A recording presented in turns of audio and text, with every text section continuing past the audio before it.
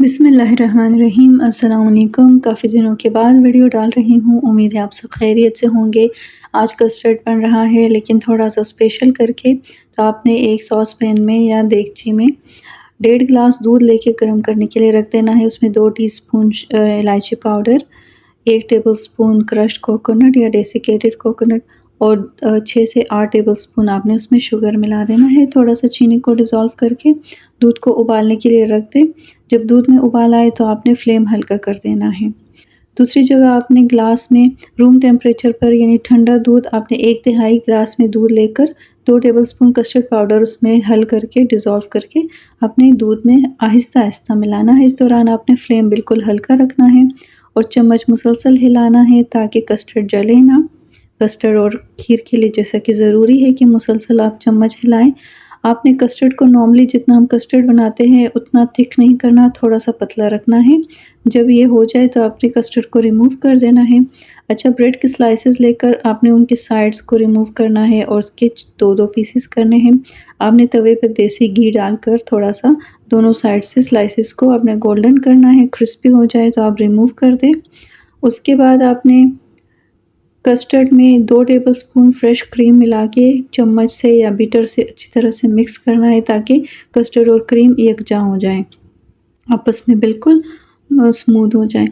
अच्छा, उसके बाद आपने जिस भी ट्रे या प्लेट में प्रेजेंट करना है आपने सबसे पहले कस्टर्ड फैला देना है।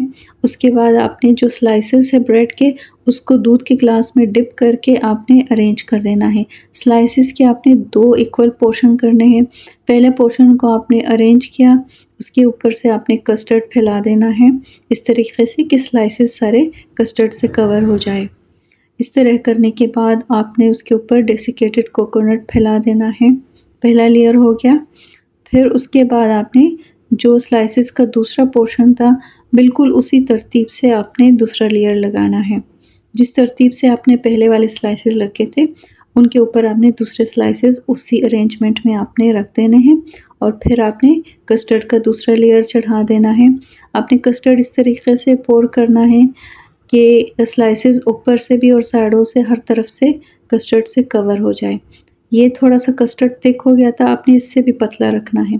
फिर आपने नारियल फैला देना है। उसके बाद आपने चॉकलेट क्रीम से किसी चीज़ से आपने इसको डेकोरेट करना है।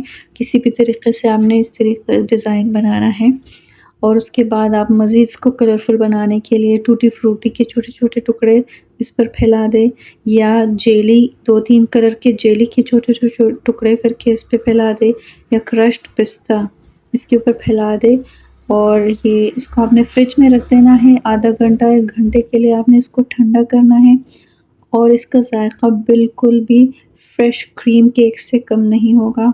बहुत ही अच्छा लगेगा आपको, बहुत पसंद आएगा आपको और ये एक ज़रूर ट्राई करने वाली रेसिपी है और ख़ासकर अगर आपके कोई स्पेशल मेहमान आ रहे हो और आपके पास टाइम थोड़ा हो तो ज़रूर ट्राई कीजिए।